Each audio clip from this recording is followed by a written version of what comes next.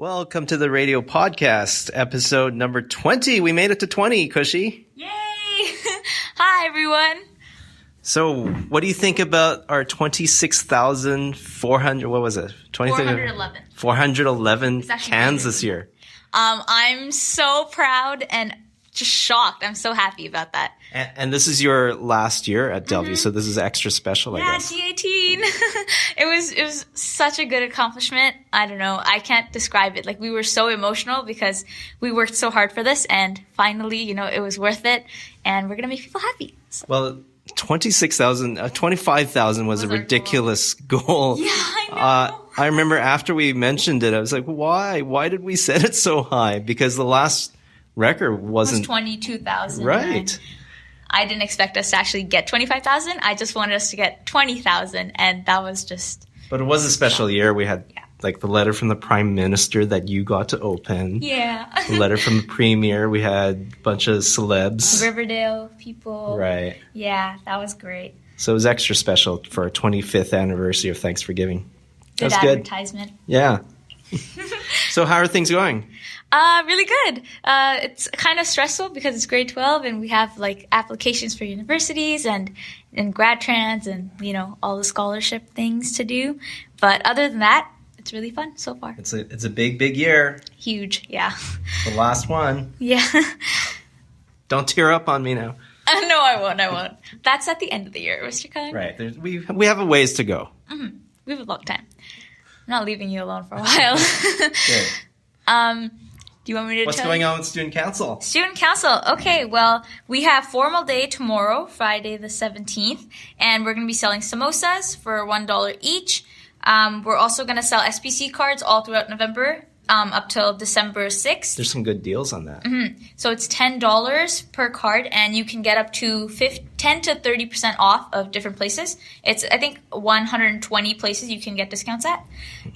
So it's really good for students to, apply for that. And it's cheap as well. And Midui is having a bake sale next week, and Grad Committee is also selling popcorn for $1.50 tomorrow. And that's about it for November. Excellent. Yeah. And of course, we'll get into Christmas stuff when that happens. There's a lot going on for that. Oh, you guys have started today planning for the Christmas assembly. Yeah, all the other clubs have started too. We're going to get all those decorations and candygrams and hot chocolate sales going. Get the Christmas spirit on. I really like the decorations for Diwali that were put up. The cultural club this year is really good. They did a really good job. They're good with the decorations. Yeah. So maybe we can do the same thing for Christmas. Yeah, that's what their plan is. Deck the halls. And we're also going to have a clothing drive. A clothing drive? Yeah, the cultural club's doing that, yeah. Oh, cool. Yeah, okay. Anything else you want to plug, Khushi? No, that's about it for now. This episode we talked to Jacob. You know Jacob?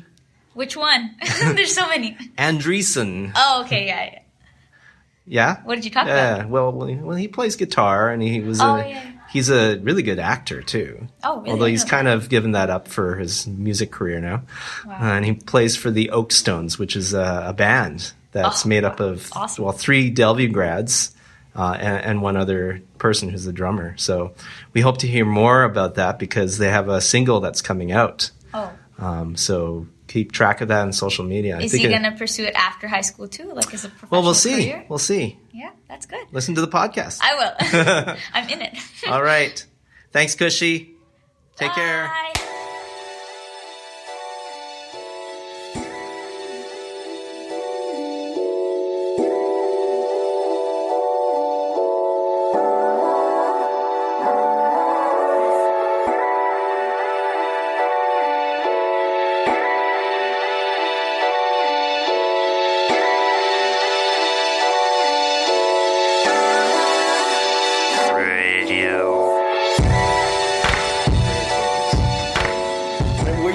First drama production when you were in grade 8? Or was that... boy, no. I believe that was in grade 9? That was grade 9. Mr. Mushkin. Mr. Mushnik. Mushnik. The Little Mushnik Shop of Little Horrors. Shop of Horrors. Oh man, that's a as deep as I guess you can go.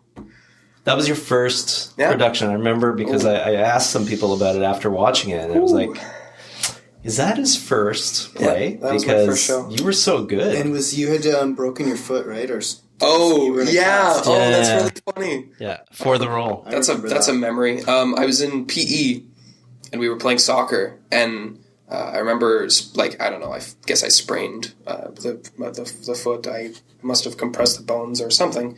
But I remember coming into the gym after the class, and Hannah Baker, who was also in the production, who has since graduated, she said to me, damn, I knew someone was going to get hurt like a week before. And it was, I think, a week or two before the play. So for the first...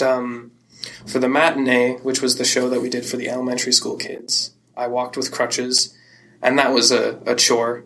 But then after that, I kind of sucked it up and used a cane and kind of took it as I remember it was a cane. Method acting. So you actually broke it before it started? Yeah, I guess as a sprain, I sprained the foot. And you just worked it into your character? 2 weeks before, maybe, and I just worked it in there. Yeah. Cool. Yeah. So that worked out really well? Yeah, it really did. It really did. Yeah, I remember asking everyone, like, is this his first play? Because he's really good. He's just natural. You're killing me here. No, I'm serious. And you obviously worked on the accent. Oh, yeah. That's something I've been able to do since probably grade 7. Yeah. In grade 7, I was big on, adopting all these other accents. Right. And I've kind of put that, put the kibosh on that since then. I don't know. I guess I just stopped doing it. But the accent was something that I'd been doing probably 2 years, I guess, before the production. So how did you get into it? How did you get, like, you into obviously theater? Yeah, because you started in grade 9.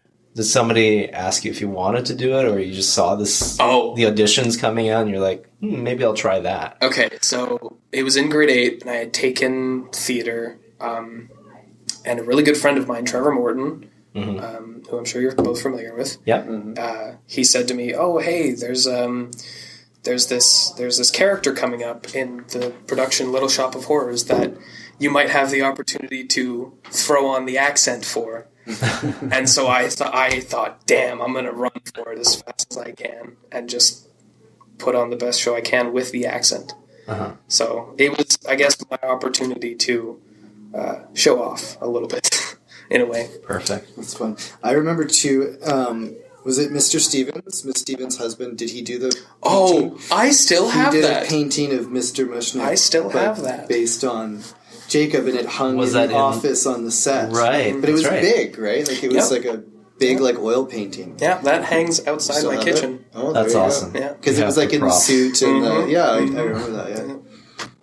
That was such a good musical. I loved it. I have the DVD actually, because I took my son, who would have been 4 or 5 at the time, and he just was enthralled by it. So I bought the DVD so he could relive it. And actually, he brought it up recently. He said something like, "Oh, do we still have that DVD from Little Shop of Horrors?" And I was like, "Yeah, I don't know. I've got to find it." But yeah, he just loved it. Yeah, that's so cool. Yeah.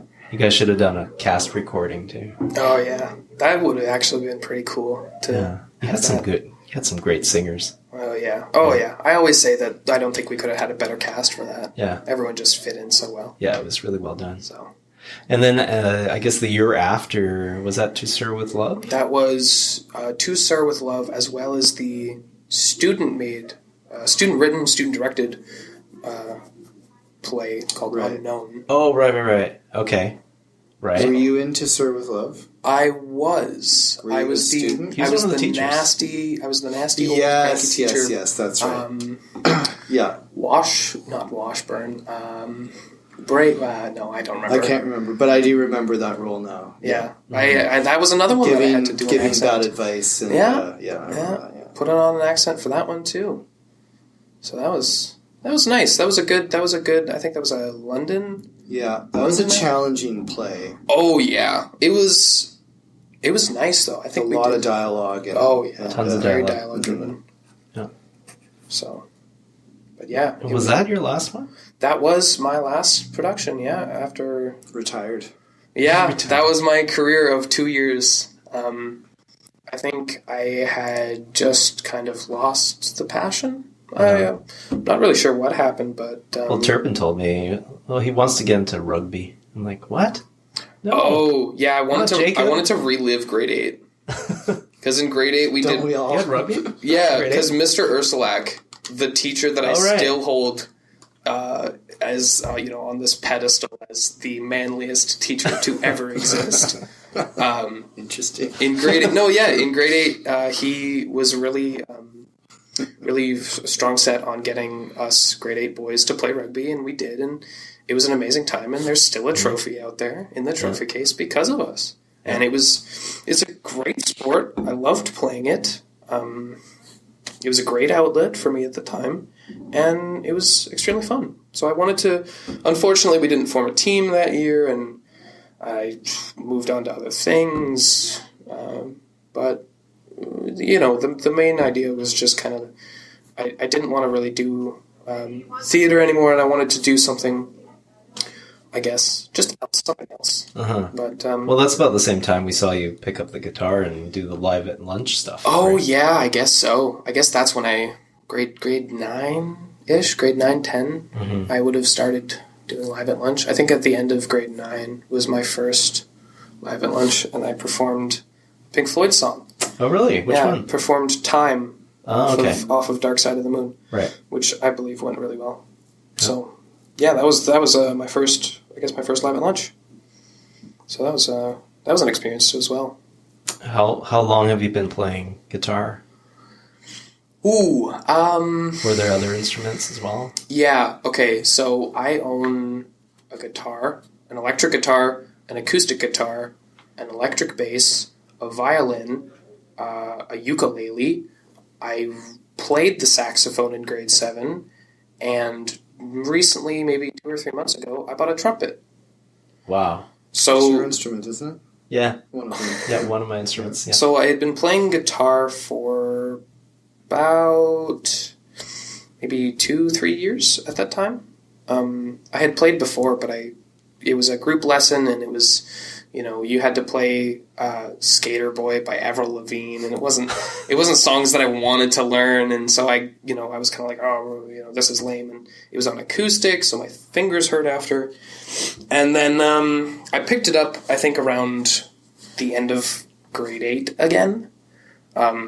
And I'm going to go on record here and say I completely credit Guitar Hero for for getting me back into playing guitar. Really? Yeah. 100% Guitar Hero 3, Legends of Rock, I credit for me getting back into guitar. I mean, if you think of Guitar Hero, it's not really playing guitar, but I guess it's the performance it's aspect. The motions, similar, it's the strumming, and it's simple, but you make you get into music, and I think that it doesn't really matter what the cause is, as long as you're able to get involved and even learn like how to play the recorder or how to play rhythm, or doesn't really matter the reason for it, as long as you get into it. Cool. So. Well, I never thought of Guitar Hero as getting people into actually playing an instrument, but I think so. I guess it's like you're playing chords. It teaches you rhythm, definitely, and it teaches you strumming patterns, hand-eye coordination. And like the left hand, like on the fretboard, is kind of different. It's 5 buttons. But, so that's a little different. But I think definitely for strumming and rhythm, it definitely would. Yeah. What it was for me was I would play like a Santana song or a Guns N' Roses song, and I would pull off a really killer solo. 100%, you get the blue lights and everything flashes and, congratulations or whatever. And there was a sense of accomplishment from being able to do that. And I said to myself, it would be even cooler if I could actually do it on a real guitar. Right. Yeah. So then, grade 8, I went out and bought, it was like a no-name $100. It had like flames on it, and started from there. Excellent. Yeah. And now you're just trying different instruments. You just bought a trumpet, so what's that? Yeah, about? Okay. I really, really enjoy, I guess, jazz. Jazz, blues, not sure. Louis Armstrong. Oh, yeah. I'm totally into jazz. Yeah. And I really like the way the trumpet sounds. It's a very, not simple, but once you get... I'm probably underestimating it here, but I feel like once you get the proper embouchure and which buttons to press and which how much air to blow and how much all these things, then the trumpet, I think, can really shine. And just working it into some of my band's material. Right. So I think that would be really cool if one day we were to write something including the trumpet. So yeah, that's something I just recently, I think 2 or 3 months ago, put $120 down for one of those plastic. Oh, the plastic ones. Yeah, the plastic trumpets. That's what those really actually sound pretty good. Yeah, that's what really got me into it. I'm like, this is not one of those brass instruments that everyone looks at and is like, oh, it's a brass instrument. You must play this way, and you kind of have to have this attitude about it, and you must do this and this and this. When you make it into something that's very vibrant red and plastic, it takes away, I believe, that kind of seriousness and makes it a little more relaxed. And that's what I like is the relaxed state of it. Yeah. So, yeah.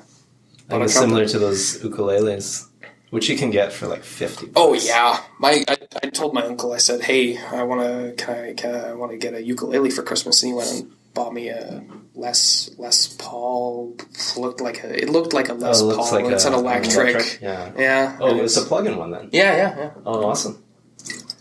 So he got that for me for Christmas one year. Yeah. So that was nice. Yeah. That was good of him. Yeah, just like any instrument, you played the sax before, so once you learn a few things, then you can really put your emotion into it. Yeah, it's almost like learning a language. Once you fully encompass one instrument, then moving on to the next, it would slowly pick up faster. Especially ones that require an embouchure. Mm-hmm. So going from saxophone and putting the lips together and forming your embouchure, and eventually moving over to trumpet, your embouchure is relative. Maybe it changes a little, but just allows you to move on faster. Mm-hmm. So, yeah. When you listen to somebody like Louis Armstrong that you mentioned, oh yeah, like he smiles through his trumpet. Like you can hear that. Yeah. Just he puts so much vibrato into his playing, and you can almost feel like it's like laughter, which is really cool. Oh yeah, definitely. And different trumpeters have different styles, of course. But Dizzy Gillespie, with the improper form and the cheeks and the neck. Right. Yeah, he's like a blowfish. Oh yeah, absolutely. Yeah. Did you ever play any other instruments? You played. You're a drummer. I wouldn't say I'm a drummer necessarily. But you drum. A little bit, yeah. I've dabbled. I used to dabble in drumming. I played a lot as a teenager, but sort of more just for fun. And then as an adult, I actually took some lessons in my mid-20s, but it was kind of expensive, and I just drumming lessons. Yeah, and I kind of stopped taking lessons. But I had a drum kit, But as I got older, I was living in small apartments, and they ended up just stacked up in the corner. So I sold the drum kit. But then recently, just last year, I got an electronic drum kit, which is cool because it's quite small and it just sort of fits in the corner. And not so much noise. Yeah, you can make it up to I have a Bluetooth speaker that I play it through, and you can get more elaborate than that, of course. But but yeah, so I've been playing a little more recently. But I'm mostly self-taught, so I just sort of do it for fun. There's a ton of people that are self-taught. Oh yeah. I think our drummer is self-taught in a way. I'm not too sure. I haven't asked him, but I know he would play for 2 hours straight every day, and so he picked up. I think only been playing for a year, but almost every day he would put on his earplugs, put over headphones, and put on some Metallica. And his kit at his house is massive, so he would just play for 2 hours on end every day. And so he got really good really fast. So that's what it takes, right? Like if you're into it, then you'll do it. Yeah, definitely. I always find it funny people who say, "Oh, I've always wanted to do this or that," and they never actually go and do it. Yeah, the aspiration is there, but the motivation, not so much. Yeah, you gotta especially nowadays. There's so much self-help online with YouTube and all the tutorials you can get everywhere. I drove my wife crazy a couple weeks ago when Tom Petty passed away. Oh, yeah. I have a couple guitars at home, and same sort of thing. I just sort of strum them like occasionally, but not very well. Mm-hmm. But I was like, okay, I'm going to learn Free Fallin' by Tom Petty because, it's Tom Petty. And my brother is like the biggest Tom Petty fan. So we were talking about it. He passed away, right? Yeah. So I was like, I'm going to learn Free Fallin'. But I did. I went on YouTube and I watched like a couple tutorials and I played like the opening chords to that song just over and over that. And I drove the whole house crazy. They were just like, stop playing that intro. But I got it down after a couple hours. And, it's like 4 or 5 chords? It's 3. 3 chords? Yeah. But just from YouTube though. Right. Really, that's all I did. It's a few different versions of you can do anything like that. It's amazing. And I think for Mr. Kung and I, our generation, that's still kind of a new idea. Yeah. That you can learn anything online, whereas for you, that's nature, textbook, right? Oh, for sure. But it's interesting. Well, that was me for a second. Turn that off. That was our nap. We were supposed to wake up. But nowadays it's just amazing. Like, I picked up a ukulele as well. I played a little bit of guitar before when I was, I think I started in grade 7. We had a grade 7 class, and the teacher was nice enough to have a whole bunch of guitars in the classroom. So he taught us basic chords and basic finger picking and stuff like that. And just a few years ago, I picked up a ukulele, and I was like, I'm looking for another instrument just to try, just like you. Mm-hmm. And $50. Oh, yeah. Cheap. Accessible. Yeah. I mean, it's not the greatest ukulele, but it's an ukulele. It makes people smile when you just strum a few chords. Sounds like the islands, right? Yeah, exactly. Who hates Hawaii? Yeah. Nobody, that's true. Yeah, surfing. Oh, man. I'd love to do surfing. You've been to Hawaii? I wish. I've been to Denmark.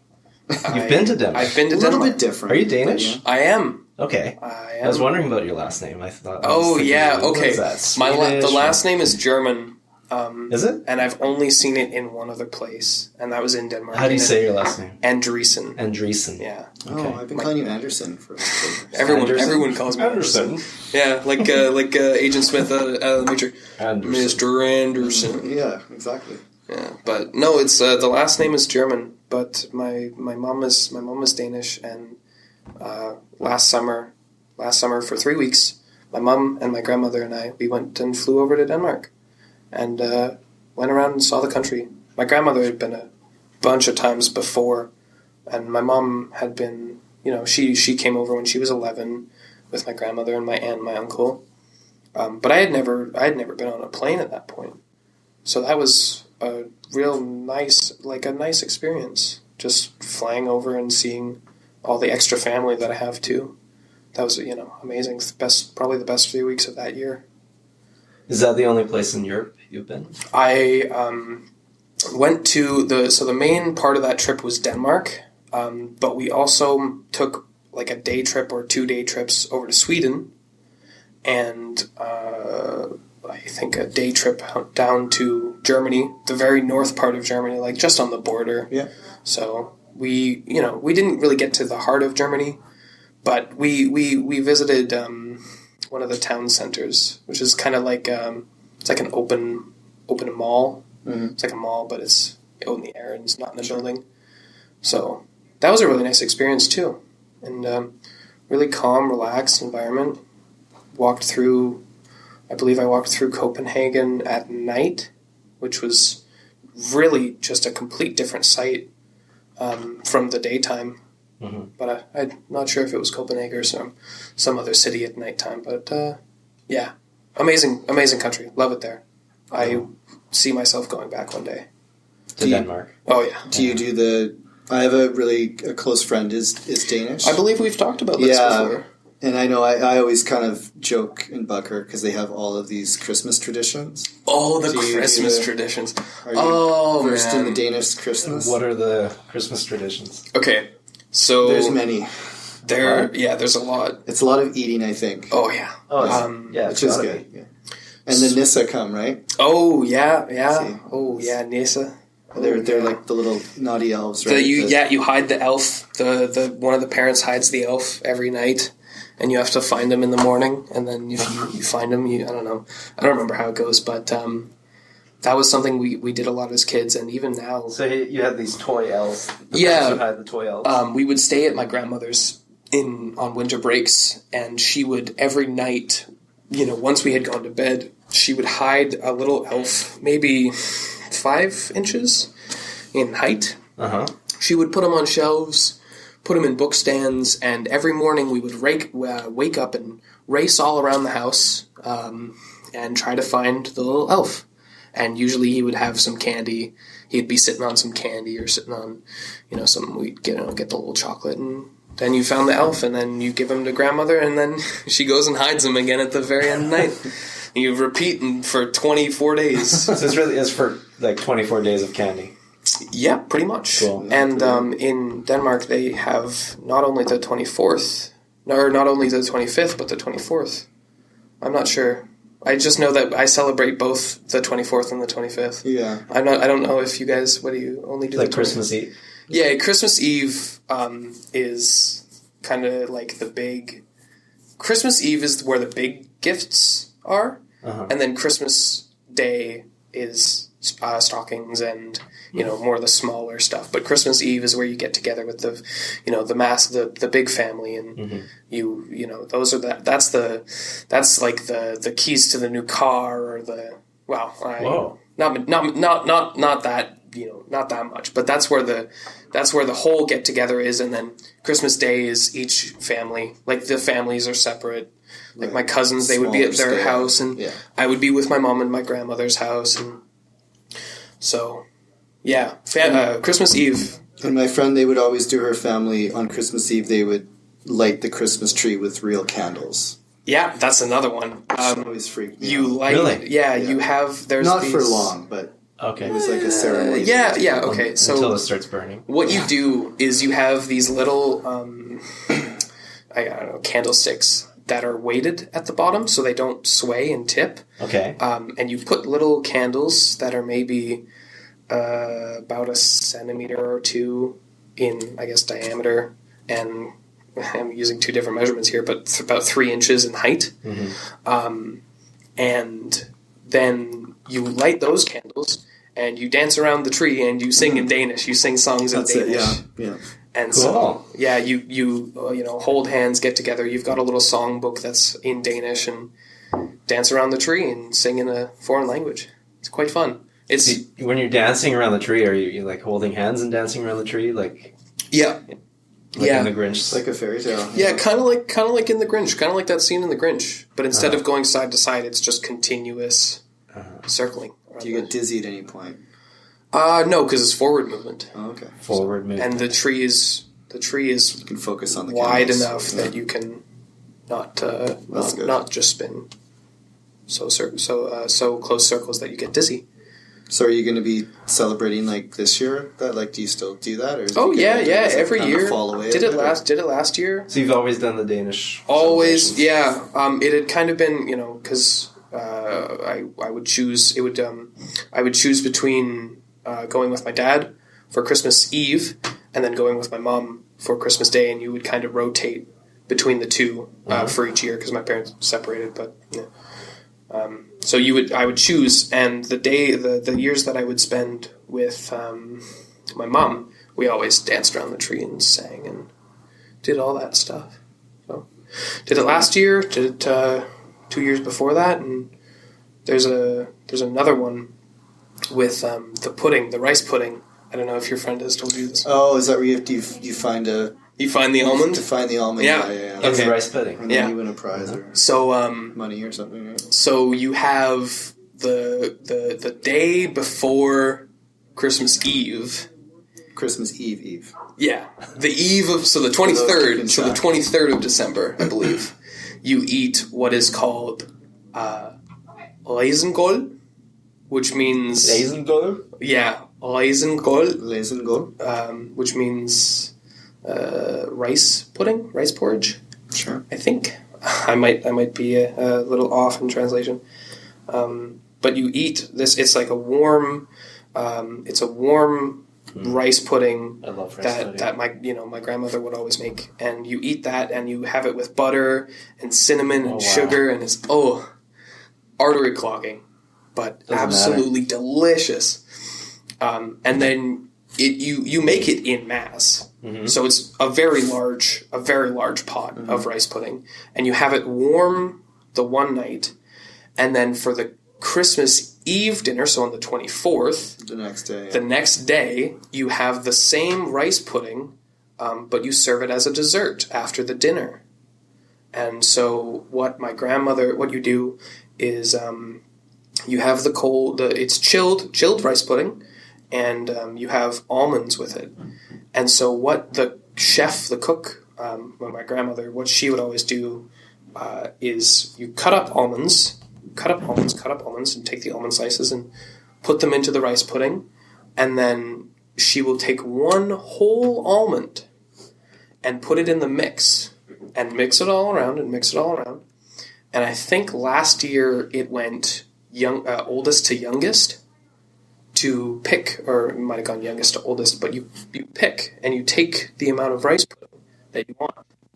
And if you're the person who picks the amount of rice pudding with the almond, you get a special little gift for finding the almond in the, it's this big mystery of scanning the table and poker faces all around and who's got the almond, and by the end someone's holding it there in their teeth and you say, damn, they have the almond. But you have the rice pudding. So yeah, but the rice pudding I would eat so much rice pudding. Oh, it's absolutely delicious. Is it like any other rice pudding? Because the prize would be the rice pudding for Mr. I would probably eat the almond. You wouldn't even notice. I wouldn't even notice. I'd be inhaling that stuff. I love rice pudding. Mm-hmm.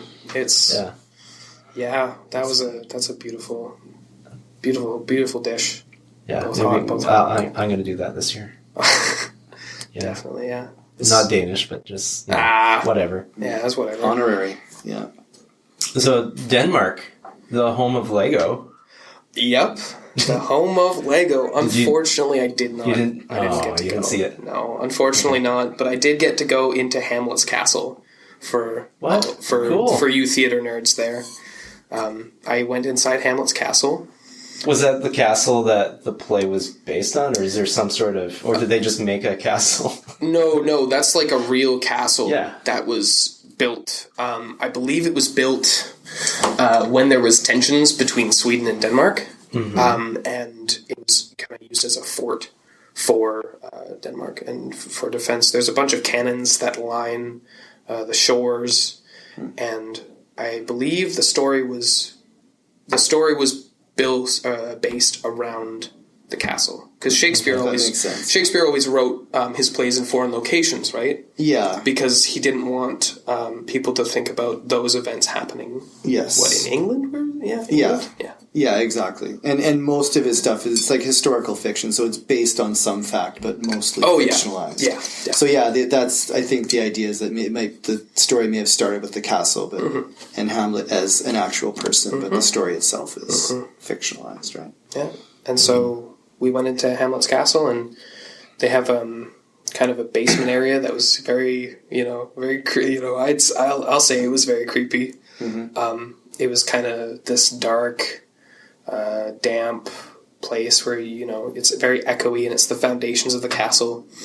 And there is this big statue of a Viking, typical Viking. He's sitting cross-armed and cross-legged with his shield in hand, or I guess shield and a sword by his side. His name escapes me at the time, but he was said that he was a giant that was resting underneath Hamlet's castle that would protect Denmark and rise to Denmark's defense should Sweden attack, or should anyone attack. So he waits there asleep, sleeping under Hamlet's castle for the day that Denmark... So if Sweden ever rises up... So if Sweden ever gets a little too upset over the fact that Denmark is a little bit better than them, then that's pretty cool. I forget his name. Not sure.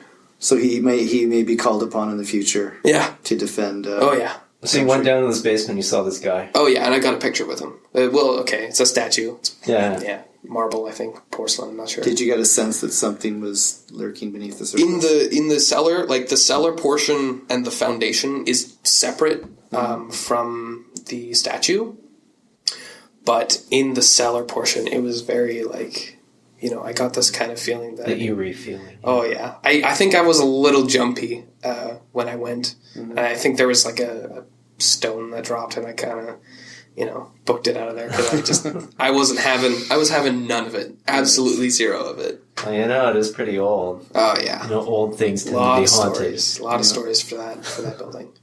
Yeah. So there's a lot of castles, though. I think we hit one castle in Sweden that was very tall. And then, all castles are tall, but that one was like a defense tower. Mm-hmm. And it was built up very high. And then there was, I think, 3 castles that we visited in Denmark. And there was also a Viking museum that had a bunch of ships that they had actually taken from. It's a city called Roskilde. It's spelled Roskilde. Oh yeah, they have a big music festival there. Yeah, the music festival. Oh, that was the one where those people were crushed to death during a Pearl Jam set. Did that happen? 15 years ago. Oh, I had no idea. Or maybe it was even longer. Maybe that was closer to 20 years ago. Oh my gosh. Yeah, a bunch of people got crushed and was that died. when the stage collapsed? No, it wasn't a stage collapse. I think it was just too many people pushing up against a barricade. I had no idea. Okay. Yeah, I think that was in the late 90s or something. I'd have to look it up. But it was a real tragedy. I think 8 or 10 people died. Oh, that's unfortunate. Yeah. No, yeah. They have a Viking ship museum though that they take. They had these I guess not ruins and not skeletons of the ships. There was I think 3 or 4 sunken ships that they actually took out of the water in the bay area by the city and refined them, shined them up, and put them on display. And I got to go into I got to stand in one of the trade ships that they have at the side of the museum, and so that was also a really fun experience. Speaking of castles, Mr. Kung and I had our picture taken together outside of a castle recently. Yeah. Recently? Where was that? Disneyland. Oh, that was in Disneyland. Oh, that's adorable. That's the closest I've ever been to a castle. That's Sleeping Beauty's Beauty's castle. What were you two doing in Disneyland? We were give me the scenario. Yeah, it's the happiest place on earth. Yeah, how did both of you end up there though?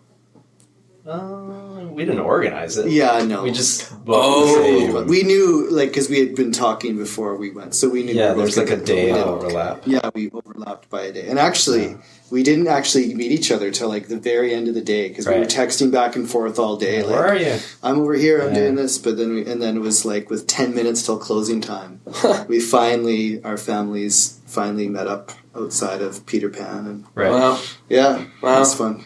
That was a fun time. Yeah. That's funny. It's not like Denmark, though. No, that sounds pretty cool. Yeah. No,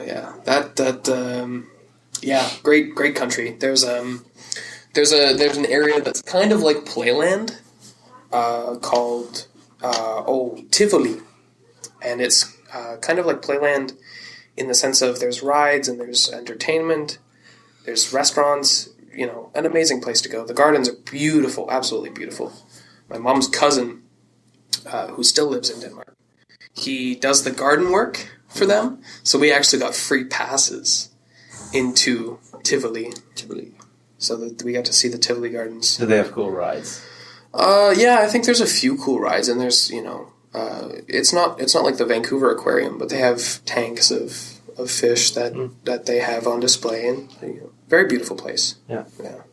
They have I guess an Asian garden section where there's I'm not sure what building it's called, what it's called, but it's this very traditional, almost like the Dr. Sun Yat-sen garden section. I'm assuming you did this trip in the summer? Yeah, this was, I always say that the day I flew back, the day that I arrived in Canada was one day before school started. Oh, okay. So if the school started on the 5th, I set foot in Vancouver on the 4th.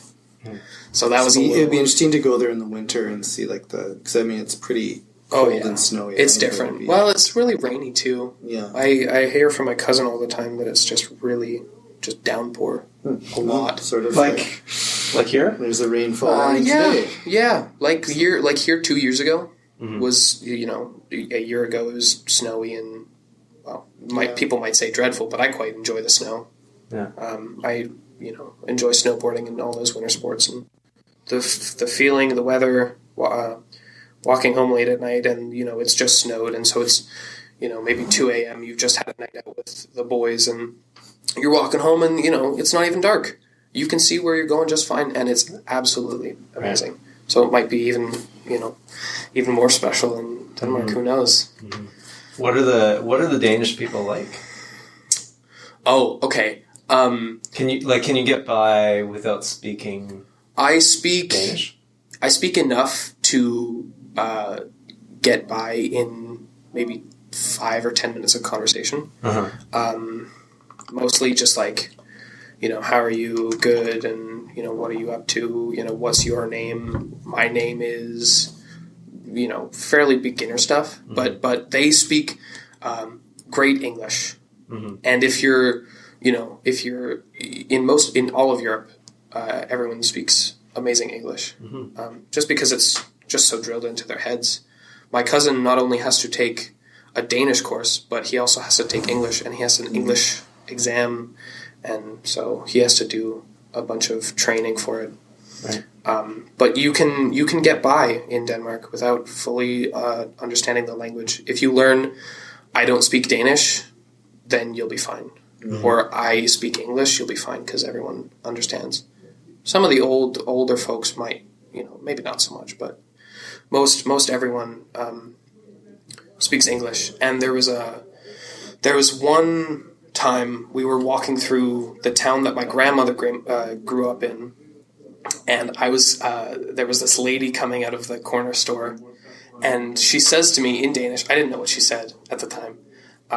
She said, my grandmother translated it for me. She says, not a lot of people are smiling nowadays, because I had given her this big grin, and she says to me, not a lot of people are smiling nowadays, and it's good to see you smile. And I said, oh yeah, sorry. I said to her in Danish, I said, I'm sorry, I don't really speak Danish. She says, so I think you once you engage with the people, then that's when you strike out. But before that, everyone's very reserved. Not a lot of people talk. Not a lot of strangers converse on transit. But right. Not a lot of strangers converse on transit. And here, right. Everyone's kind of, you keep to your path and you go. But once you start a dialogue with someone, and you talk about them, and you talk with them about who they are and what they enjoy.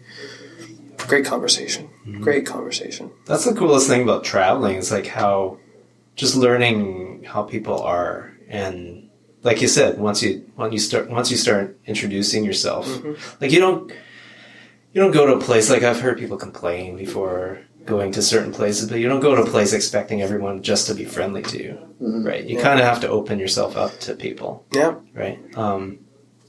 But I find Americans are very different. They'll just talk to you anywhere.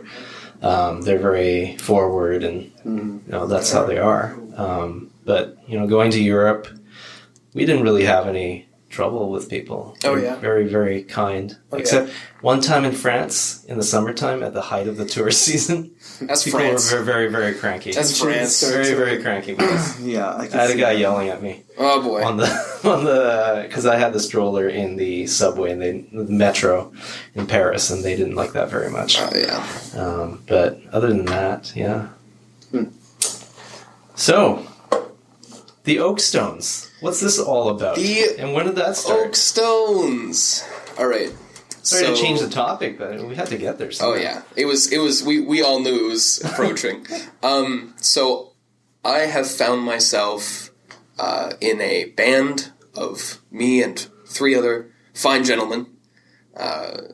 Just recently, I would say. I think near the end of summer, I had joined the band, and it's How did this come about, though? You don't just join a band. Yeah, the lead guitarist and lead singer, Lucas Davies, not in that order, the lead guitarist, Bradley Lambert, the lead singer, Lucas Davies, who I'm sure, Sahli, I don't know if you are too familiar with Lucas. Yeah, you might not know. Because he graduated the year that you came to Delview. Yeah, that doesn't sound familiar. He's not related to Nick, is he? No, he is related to Nick. He is his brother. Oh, okay. Well, I know Nick. And so they had these, I believe they were, having this idea of, hey, we should jam out a lot. And Bradley Lambert and our drummer, Nick Giffen, they had group like jam sessions of Bradley would go over to Nick's house and they would jam out on some what is that, Black Sabbath or Metallica. Nick was very, very hard rock at the time, the classics, before the full formation. And I am actually not the first bass player for the band. I'm I guess relatively new addition. There was a homestay. They were forming the band. They covered all the bases. They had a drummer, Nick Giffen, the guitarist, Bradley Lambert, and the singer and keyboardist and guitarist as well, rhythm guitar, Lucas Davies. And so they needed a man to play bass. Which, you kind of always, the bass player doesn't really do much, but you always need the bass player. I'll get to that in a second. You always need a bass. Yeah, I'll get to that in a second. Drives the machine. Sure. But they had a homestay. Nick had a homestay from Italy, who absolutely loved the Chili's, and so he had the idea of I'd like to I'd play bass, and I'm not too sure on the Chili Peppers.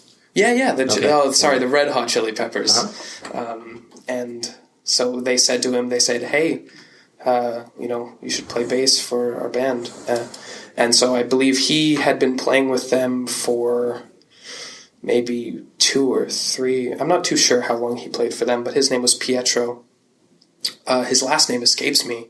But he was a very, very kind, very fun-loving, relaxed Italian. And so at the end of the semester, at the end of the school year, his time had run out to stay in Canada. So he was going back to Italy. And, near the end of the summer, Bradley Lambert said, we were at a party or something, someone's house, and we had gotten together, and in the moment, Brad just kind of said to me, "Hey, do you want to go upstairs and jam for a bit?"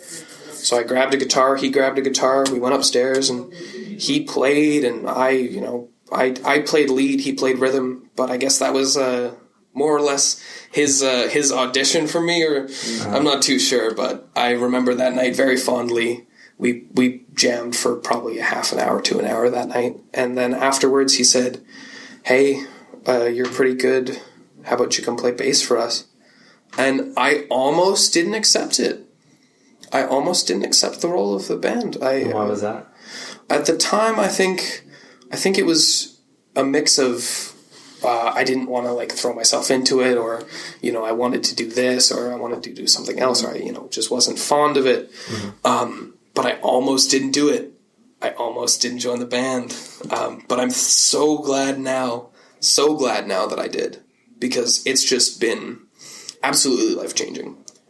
It's given me so much opportunity, and it's rather than just sitting at home mulling over thought and playing video games and sitting on the computer for so long, it's given me something to do. It's given me even a new group of friends to kind of hang out with, and there's the camaraderie of it, there's the mood of it.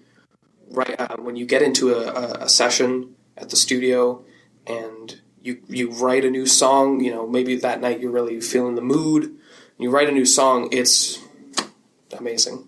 The vibe, cool. It's the studios. We've got a bunch of artwork. We've got some Pink Floyd posters. We've got some artwork from Mrs. Stevens' husband hanging around. Dave, yeah. And we've got, I believe, we went to Dr. Sun Yat-sen the garden, and Yeah, there's the shop, the little shop. We got a poster for $50, and that's hanging in the studio now. Yeah. So, yeah. Well, I think the huge difference is that once you get a little bit serious about it and you work towards gigs, then it becomes something different than just let's just jam, right? Oh yeah. You start to learn your instrument a little bit better. You start to you're putting yourself out there, things. Right? Yeah. You've got you have to be sharp, right? Oh yeah. Right. Diligent. Yeah. Open to ideas. Yeah. You have to compromising. Compromising is a very very big thing. With the more bandmates you have, the more opportunity you have for I guess divergence of thought. And so compromising is a very big thing that you have to be open-minded and very, okay, what if we don't do this? Or how about if we have this part of the song go to this, area of the fretboard, or, change it to this note instead of this. And so compromising is a very important skill, I would say, for being in a band. And would you say your bandmates, obviously you guys have been together for a short amount of time, how much of it is like the personality of the people in the band that kind of keeps things running well? Well, we're all outside of the band. We're all really good friends. Yeah. Nick and I, we're the same age. Bradley and I, we've known each other for quite a while. Lucas, the older brother of one of my good friends in high school. So outside of the band, we're very relaxed and. We take the band as I'd like to say we take it a little more seriously than just like, hey, let's go to the studio and make some noise, right?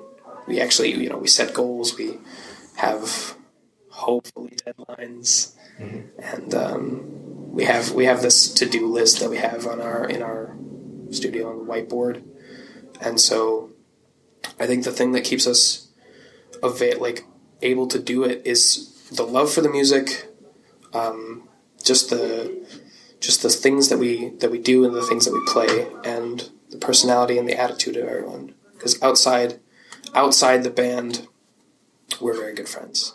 Inside the band, it's, I would say, even better. Mm-hmm.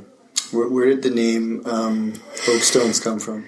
That is not something I can go too deep into detail about. Not because I can't. Not for secrecy's sake or something, okay. It's just something I don't know too much about. Okay. It's a good name. It is. It's very unique. Yeah. The Oak Stones. Well, it's kind of got It's kind of old-timey. It's got weight. Yeah, it's got weight. Definitely. Yeah, like an old oak tree. An old oak tree, stone. Yeah. It's definitely solid. Got weight. It's solid. Yes. I know that a few months before my joining, possibly 2, maybe 1.5 months, I remember Brad, he came into a basement, I don't know, I was hanging out with all the boys, and Brad was over talking to Lucas, and he said, I think we're going to have the Old Souls be our band name. And so it kind of took from the Old Souls into the Oak Stones. Oh, cool. Okay. And so I'm not too sure on the meaning.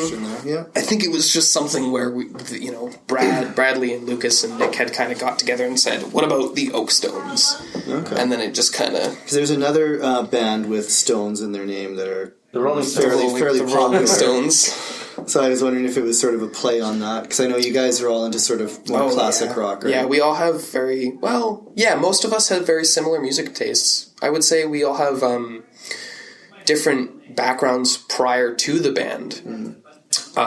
Bradley, he listened to a lot of AC/DC, Pink Floyd. I listened to a lot of Mac DeMarco, Pink Floyd.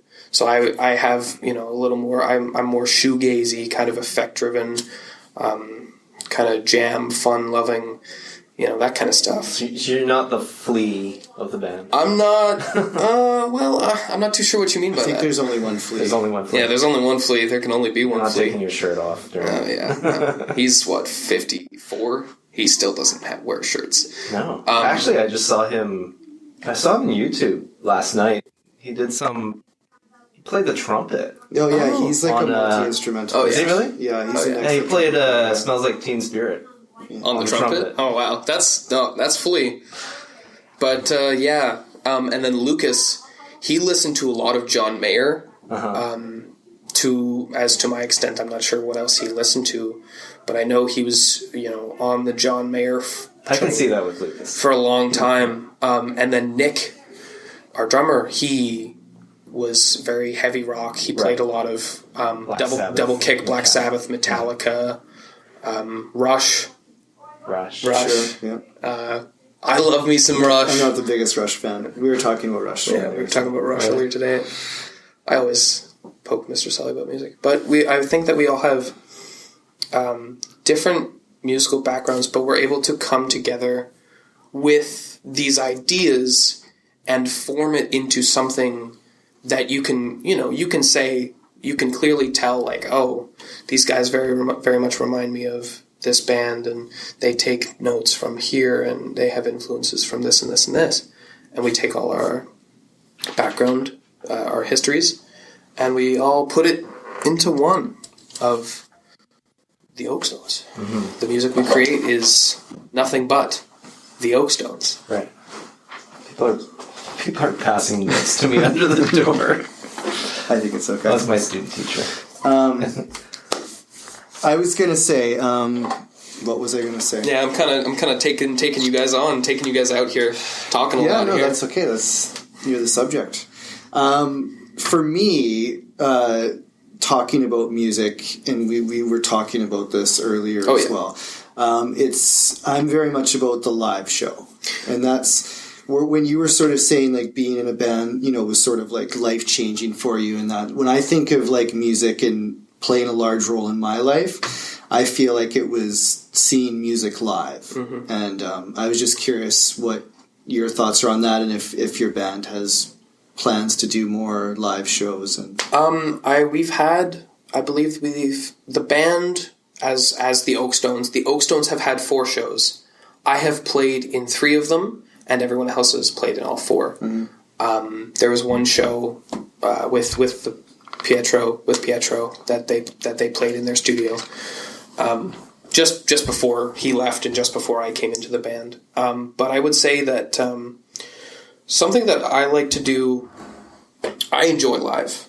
I enjoy the mood of live. I enjoy the energy, the adrenaline rush. Just before you get on stage, you're thinking to all your buddies, you're like, this is it, we're going on now. And I would say that we're a little bit of a jam band, kind of like the Dead. Mm-hmm. I would say that, in my opinion, we are a little bit better live. Just because there's the mood, there's the atmosphere. It's a very, not emotional, but the atmosphere is driven. The mood is there. The mood is present. You're feeling good. You're feeling great. You're watching these 4, maybe you're a couple of friends of ours, and you're sitting down and you're like, wow, these guys are really putting on a show. I believe the music that we have recorded is good. It's amazing. I love it all to death. But I think that our live show tops our recordings. So in your shows, I mean, it's still early days, but in your shows, has it been mostly covers then? No, actually. Really? We do have quite a lot of original material. Uh-huh. I think for the most recent show, we played, I think, 1 cover. Mm-hmm. And we played for, I think, an hour and 15. Wow. That's good. Yeah. What was the cover? Red Hot Chili Peppers. We played Under the Bridge. Nice. Was that in memory of Patricia? So you were free for that one song? Yeah, well, yeah. It was something that Pietro had always... Pietro, sorry. Patricio. It's something that Pietro had always wanted to do as a song, so it was kind of an homage to him. Tribute. The show that we played before that, which was the one we had titled Lambert Stock, right, as an homage to I believe it was a 3-day festival, Woodstock. We had played in Bradley Lambert's backyard and played on his back deck and filled the backyard with people, and we played that song as an homage to Pietro, as kind of a... I believe I said into the mic just during the intro of the song, I said, This one is for Pietro, the Italian legend. So that was definitely, we definitely played that song. So an hour and 15 minutes of mostly original stuff. The Lambert stock was about an hour and a half, maybe 2 hours. Wow. With a 15-minute intermission. So it was like an hour and 45, where we played 2 covers, I believe. We covered Little Wing, Jimi Hendrix, off of Axis, Bold as Love. And we covered Under the Bridge off of Blood Sugar Sex Magic. Oh wow, there you go. You're on today. And so we did those 2 covers, but all the other stuff that we played was originals, and we're just constantly at the studio writing new stuff. Mm-hmm. So we've got a lot of material, I would say. Little Wing's not easy, but I'm sure Bradley can play that. Little Wing is. It sounds amazing. Yeah. The way that we all come together. Nick is an amazing drummer. Uh-huh. His fills are exceptional. Well, beyond exceptional, I would say. Bradley, his solos, even when improvised, spectacular. Lucas's singing honestly fits the sound of our band so much. And the playing bass for Little Wing is just... I didn't learn the exact parts, but playing bass is it's a little it's kind of always the role of the band that's kind of like, oh, it's just playing bass. It's relative easy. Well, easy to play, but when you do it correctly and you do it properly and you add the nuances, then you're just making everyone else shine. Mm-hmm. That's something that Flea himself has said. Is that as a bass player, you should listen to what the other people are doing and what everyone else is doing and complement them with your playing so that you make them shine. Mm-hmm. So...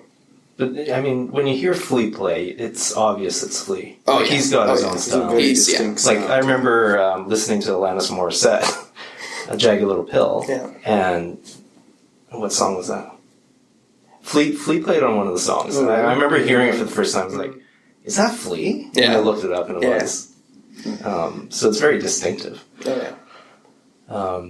For your live performance, you were talking about how amazing it is because you get to interact with the audience and with your bandmates. How would you draw a parallel with your work in the theater? Oh. That's there must be some crossover there. That's interesting. Maybe I haven't thought of it, but like, is good it, question. Are there some similarities to the feeling you get when you've prepared for the play and you get up there? Yes, I would say the emotion that I was holding in my heart, in my mind, and my hands before the show, before Lambert Stock, which is, I would say, probably the best show we've ever played. The emotion prior to playing the first note, getting for the first through the first solo, through the first song, is extremely similar, if not exactly the same, as the feeling you get before the first line of a play is said, or before the first cue of a line. If a light pops up, the feelings are so close, if not the exact same. And it's entertainment, right? Like, oh, yeah. At the end of the day, it's definitely under the same umbrella. Mm-hmm. Mm-hmm. Yeah. There's a little less, I would say, a little more audience interaction, unless if, it's one of those plays that requires audience interaction. But with our shows, it's like, this is the song name, and then, this is, maybe there'll be a mention of it's about this and this. Mm-hmm. For Lambert Stock, I know I was taking out the mic a little bit. I have my own song for the band that I sing that we wrote, and so I had a microphone, and I was kind of taking on the audience and saying little things, and people were like, encore. People were shouting encore, encore, and I leaned into the mic and I was like, did someone say one more song? So I was kind of taking everyone on a little bit, but I would say a little more audience interaction, just because everyone's cheering. There,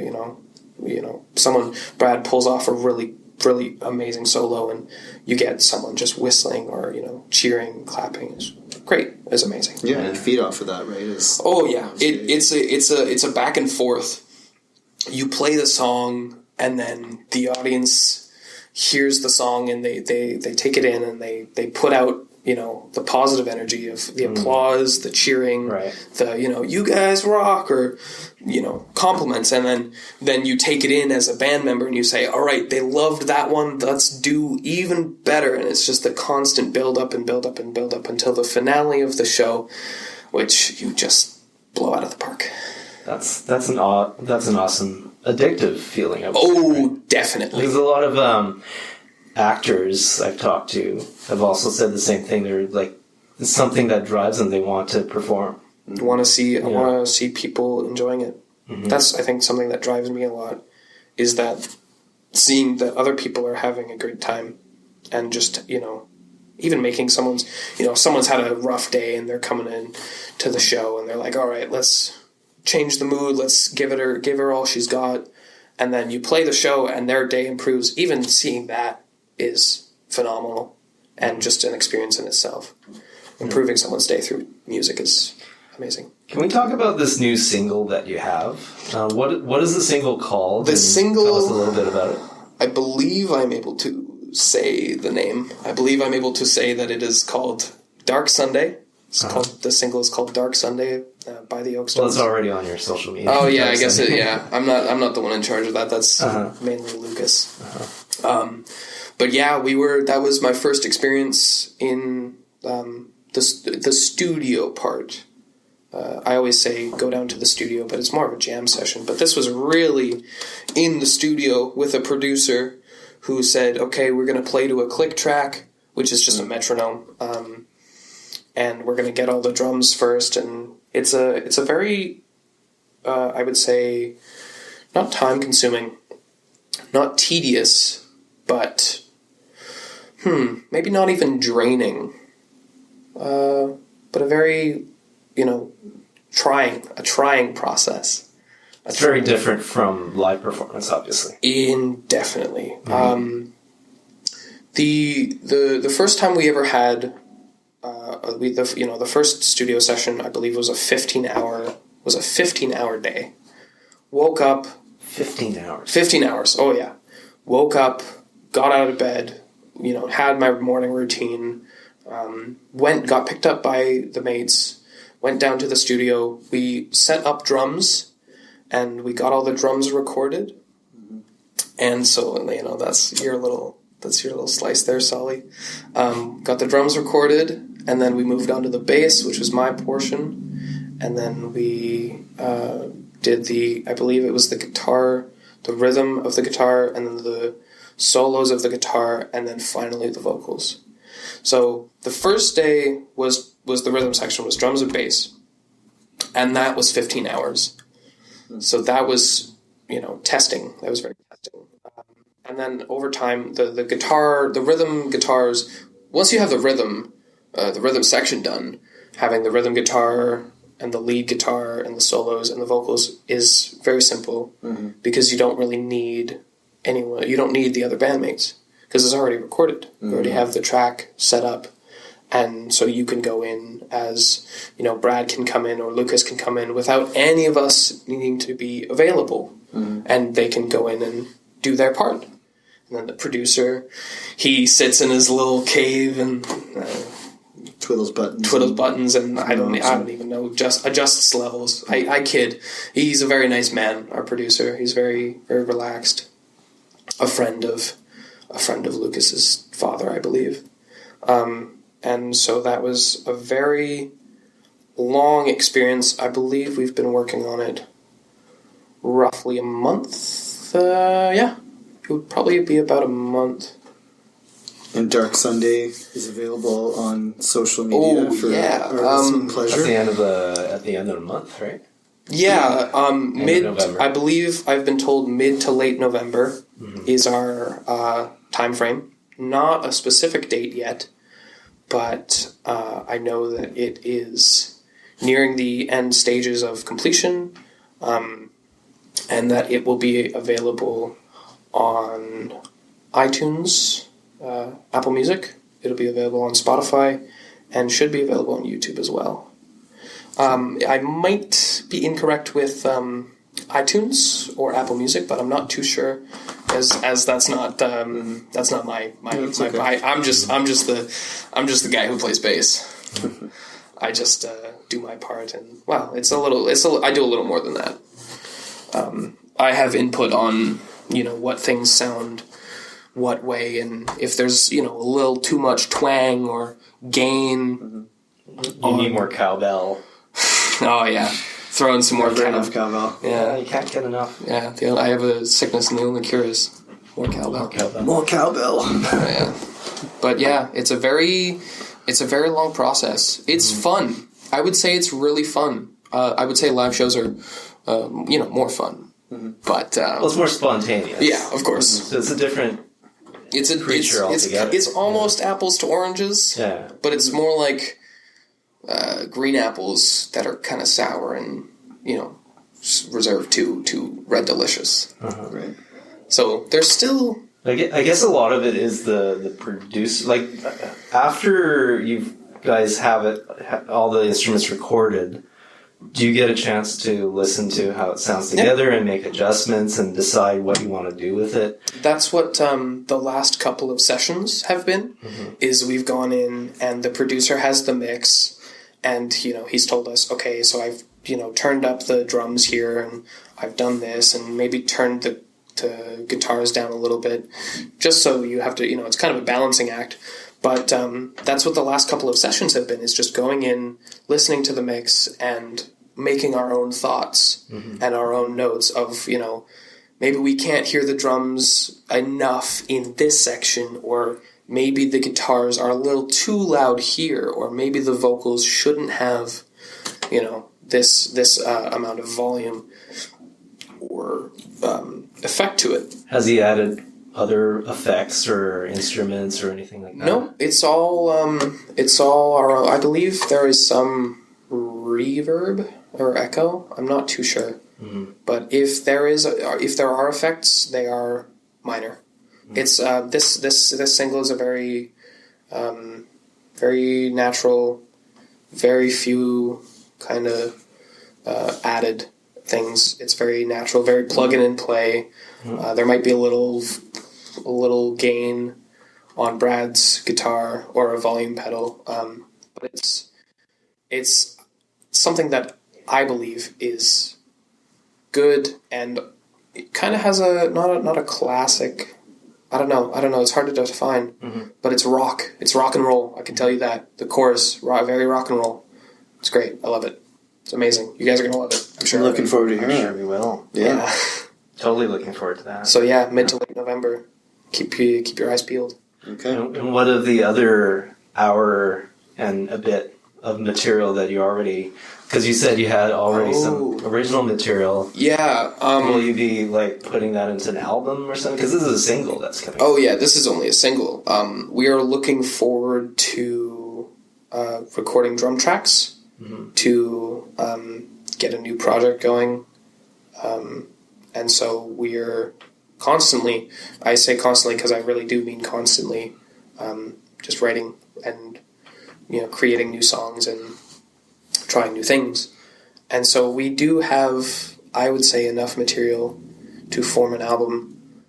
How long that will take to get that recorded is beyond me. But I do know that we will be working on something like that. I think, though, the album as a format is not on the way out necessarily, but with streaming music and the internet, right. It seems like, a lot of people are going more just to the singles market or shorter, EP kind of recordings. I would agree with you on that. Short form stuff. And I think, it's hard to wrap, things were done a certain way for so long, but to have a 10 or 12, 50 to 60 minute album isn't really necessary, I don't think anymore. I think it's a little bit of a cycle. I think you had, I'm not too sure what it was pre-Sgt. Pepper's, but I know that once Sgt. Pepper's hit, you kind of had albums turn into the main source of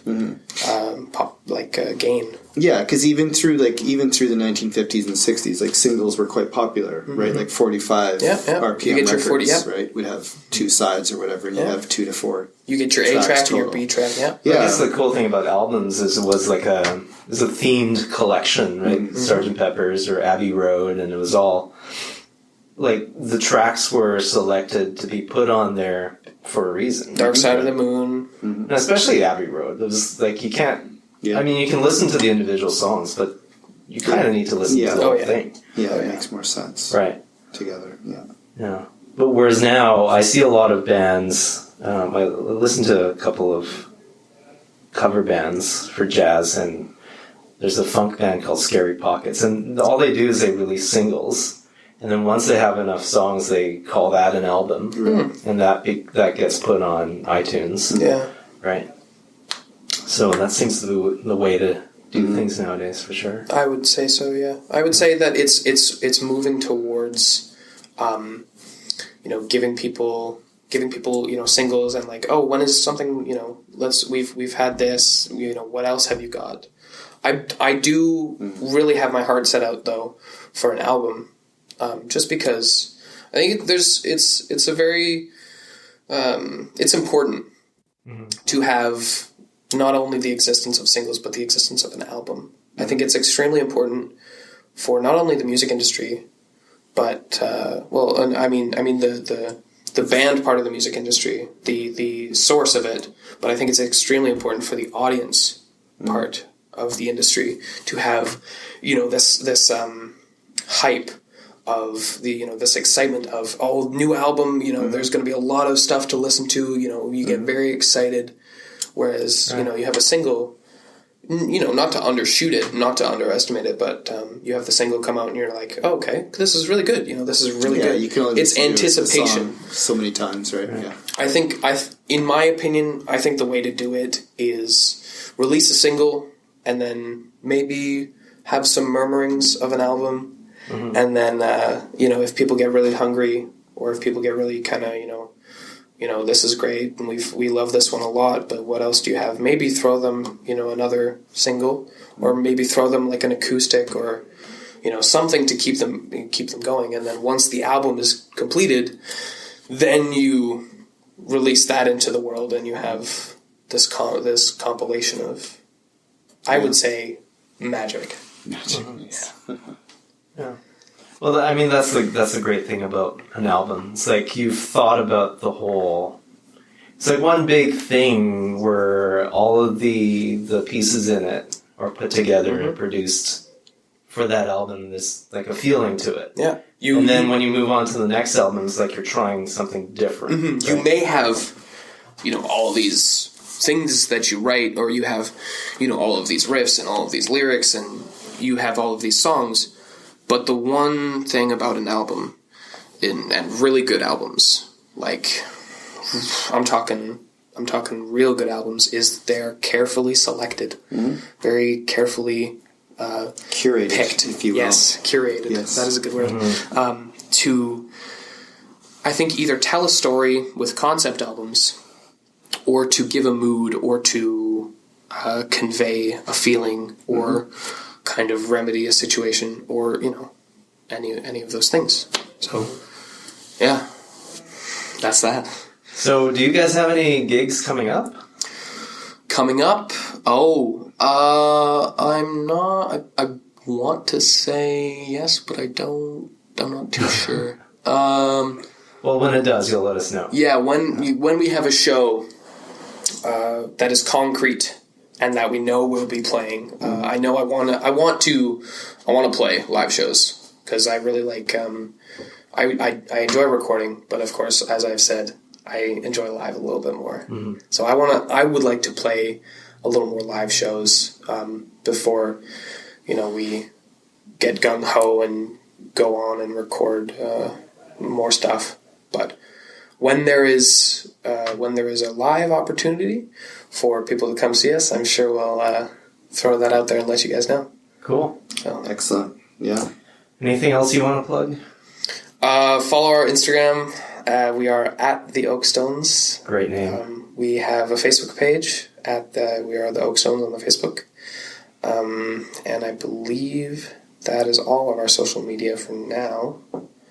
But we will soon have, soon, mid to late November, keep that time frame in mind. We will be on Spotify, iTunes, hopefully, and YouTube.